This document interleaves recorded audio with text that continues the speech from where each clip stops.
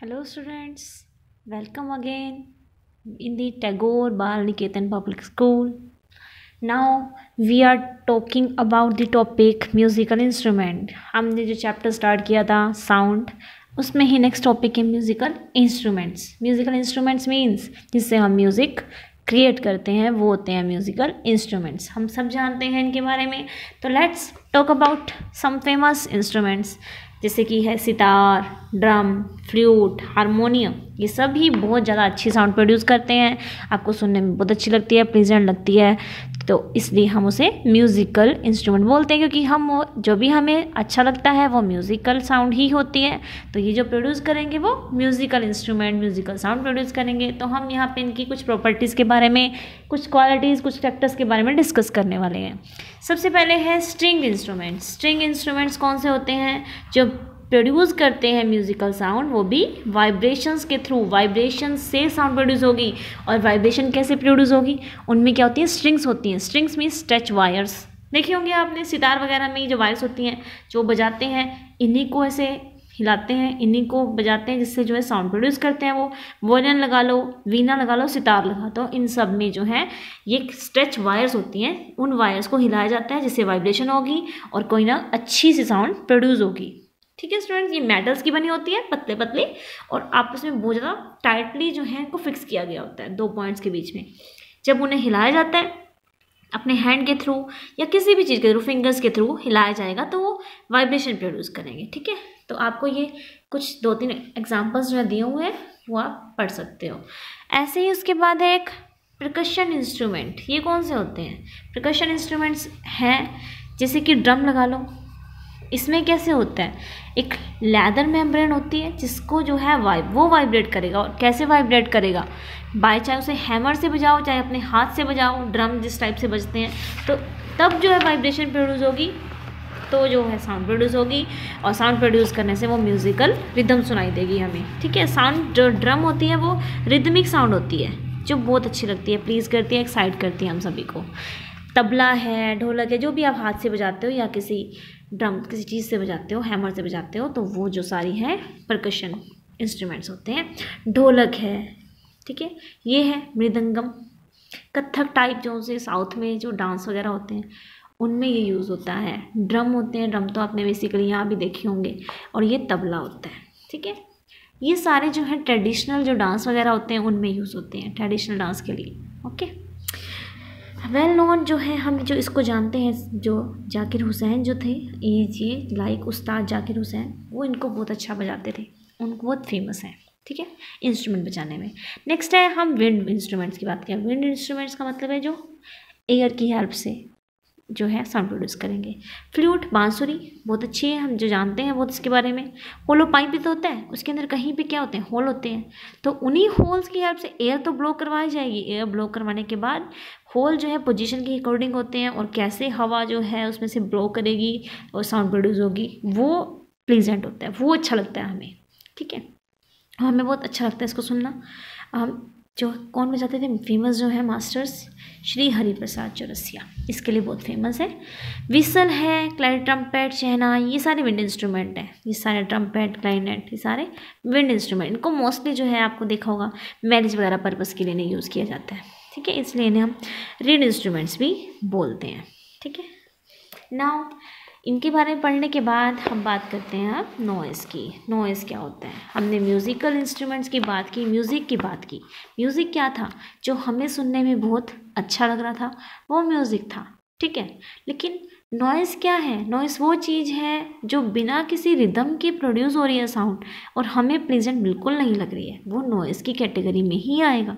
Okay, तो आपने देखा होगा जब आप किसी ट्रैफिक जैम वगैरह में फंसे होते हो तो आप देखते हो कहीं इधर से आवाज़ आ रही है, कहीं होकिंग की, ड्रम कुछ बजा रहे हैं, कोई हॉर्न बजा रहा है, कुछ बजा रहा है, तो आप परेशान हो जाते हो उस ट्रैफिक से, उस साउंड से. इतनी ज़्यादा परेशानी आपको वहाँ बैठ के नहीं हो रही कि आप जाम में फंसे हुए हो, आपको परेशानी इस चीज़ से हो रही है कि वहाँ शोर बहुत ज़्यादा है. ठीक है, वो नॉइज़ होती है.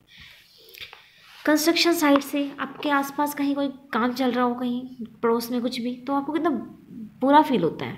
वो कि आप, क्योंकि आप किसी भी चीज़ में कंसंट्रेट कर ही नहीं पाते हो, ठीक है। नेबरहुड में कहीं कोई डॉग बार्किंग कर रहा है या नेबरहुड में कोई लड़ रहा है आपस में, तो भी ये सब क्या है, या क्या ये कोई रिदम के साथ साउंड प्रोड्यूस हो रहा है? नहीं, ये जो है हमारी कंसंट्रेशन को बिगाड़ती है, नॉइज़ प्रोड्यूस होता है और हमें ये बिल्कुल भी प्लेजेंट नहीं लगता है।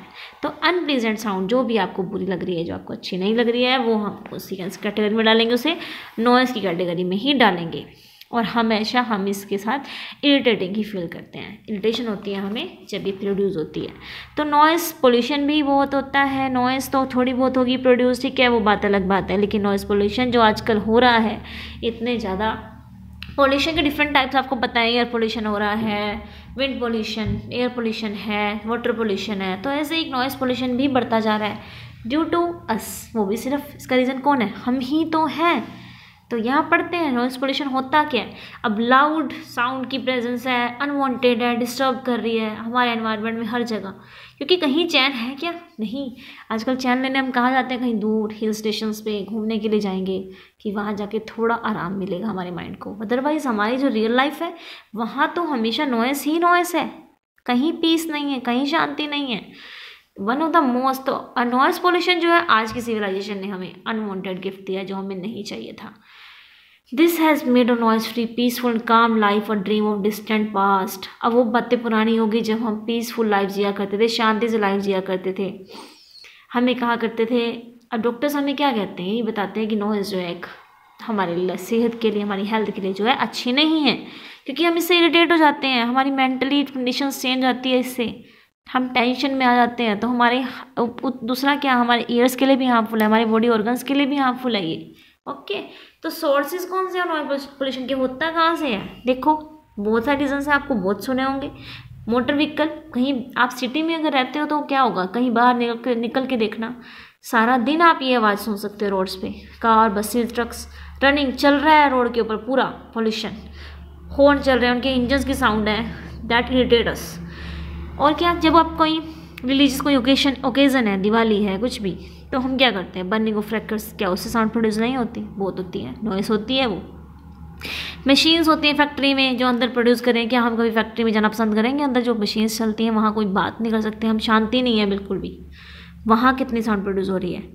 The take off, landing and aeroplanes देखिए हैं, जब वो टेक ऑफ करते हैं या जब लैंडिंग करते हैं तो उस टाइम कितनी आवाज़ प्रोड्यूस करते हैं कि आप उसे बर्दाश्त नहीं कर पाओगे। अगर कभी आपने एक्सपीरियंस किया तो प्लीज़ देखना आप कि बहुत ज़्यादा आप परेशान हो जाओगे उसकी आवाज़ से। प्लेइंग ऑफ लाउड स्पीकर्स, जो लाउड स्पीकर है बिना मतलब से बैंड बज रहे हैं मैरिज वगैरह में, सोशल फंक्शंस में, उससे भी क्या हो रहा है, साउंड नॉइज़ पोल्यूशन ही हो रहा है।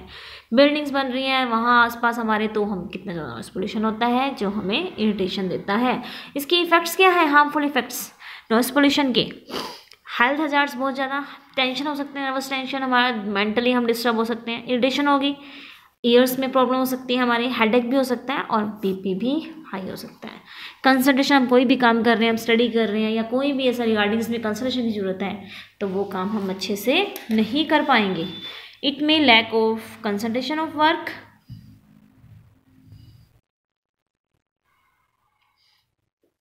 Loud music during night time disturb our sleep. Loud music जो है अगर नाइट टाइम में चल रहा है तो वो भी हमारे डिस्टर्ब कर सकते हैं हमारे स्लीप को। और अगर हम हाई लेवल नॉइज़ को काफ़ी टाइम तक अगर रखेंगे, उसमें ही रहेंगे, उससे ऐसे एनवायरनमेंट में रहेंगे, तो हमारे ईयर ड्रम को डैमेज हो सकता है, जिससे परमानेंट या फिर इवन टेम्परेरी हमारा हियरिंग की पावर जो है ख़त्म हो सकती है। तो हम नॉइज़ पोल्यूशन का कंट्रोल कैसे करें, कैसे कर सकते हैं? तो कुछ यहाँ पे मेजर्स हैं जो उनके बारे में हम डिस्कस करने वाले हैं कि हम नॉइज़ पोल्यूशन का कंट्रोल कैसे करें। सबसे पहले ऑटोमोबाइल्स ऐसे हों जिसमें साइलेंसर लगाओ, सॉफ्ट हॉर्न हो, जिससे नॉइज़ पोल्यूशन ना हो। कम से कम साइलेंसर के साथ ऑटोमोबाइल्स में मोटर्स चलनी चाहिए। मोटर व्हीकल की जो हॉर्न हो वो अननेसेसरी बिना बात से नहीं बजाएं, जब ज़रूरत है तो ही चलाएं। स्पेशली कोई साइलेंट जोन है, हॉस्पिटल्स हैं, स्कूल्स हैं आसपास, तो वहाँ हम इनका यूज़ ना करें। हम लाउडली ना चलाएं, रेडियो, टेलीविज़न या स्टीरियो सिस्टम कुछ भी। अगर हमें अपने लिए सुनना है तो दैट्स इनफ, हम अपने लिए ही सुने ना, उसे हमें बाहर लोगों को नहीं सुनाना।